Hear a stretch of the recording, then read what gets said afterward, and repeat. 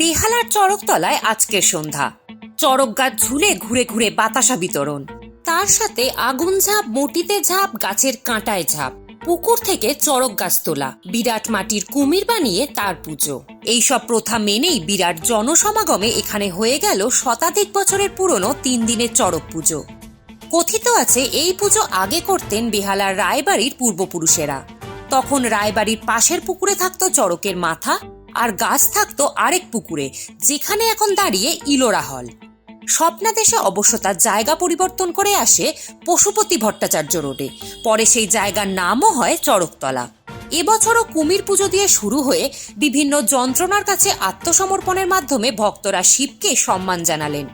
এক পুকুর থেকে খুঁজে খুঁজে তুলে কাঁধে করে বয়ে নিয়ে এলেন পুজোর মূল আকর্ষণ চড়ক গাছ। আরেক পুকুর থেকে আনলেন তার মাথা, আর সেই গাছকে মাটির ভেতর পুঁতে সেখান থেকে ভক্তদের ঝুলে ঝুলে ঘুরতে ঘুরতে বাতাসা বিতরণ করে শেষ হলো এবছরের চড়ক পুজো। পুজোকে কেন্দ্র করে এখানে বসা মেলা অবশ্য চলবে আগামী 18 এপ্রিল পর্যন্ত।